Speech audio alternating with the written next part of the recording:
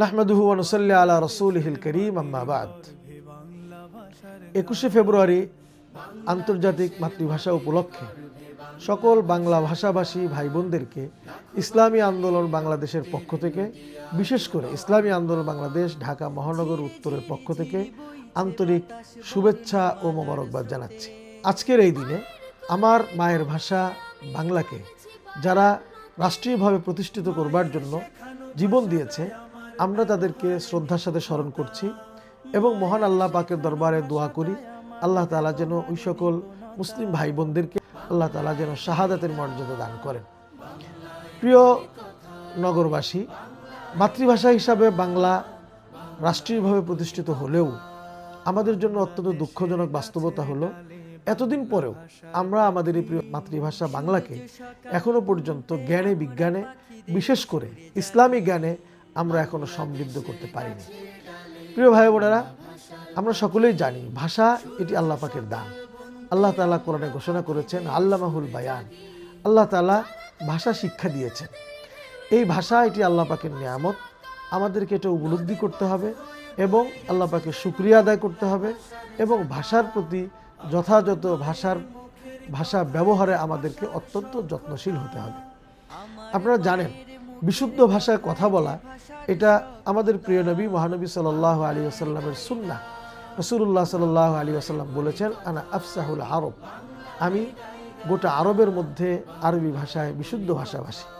তো কাজেই আমাদের দায়িত্ব হবে আমরা যেন বাংলায় বিশুদ্ধ উচ্চারণ করি এবং বিশুদ্ধ ভাষায় কথা বলার প্রতি আমরা যেন সচেষ্ট হই। ভাষার কিছু দাবি রয়েছে, আপনারা সকলেই জানেন। আল্লাহ পাকের নেয়ামত হিসাবে আমাদের দায়িত্ব হলো এই ভাষাকে যেন আমরা ভালো কাজে ব্যবহার করি।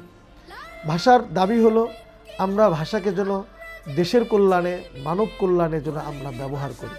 দিন প্রচারে আমরা যেন উত্তম রূপে ভাষাকে আমরা ব্যবহার করি, এটা ভাষার দাবি। আমরা যেন ভাষাকে, বিশেষ করে আমাদের মাতৃভাষাকে কোনোভাবেই অশ্লীলতা ছড়ানোর ক্ষেত্রে আমরা যেন ব্যবহার না করি। আমরা সদা সত্য বলবো, অসত্য কখনোই আমরা বলবো না, অসত্য ছড়াবো না।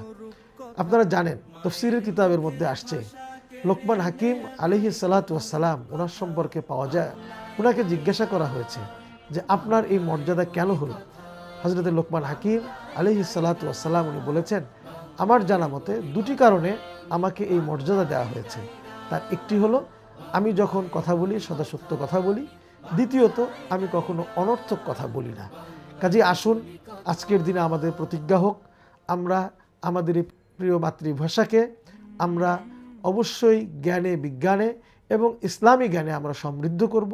এই ভাষা আমরা উত্তম রূপে চর্চা করব, বিশুদ্ধ উচ্চারণ এবং বলনে আমরা সচেষ্ট হব এবং এ ভাষাকে আমরা ভালো কাজে ব্যবহার করব ইনশাআল্লাহ।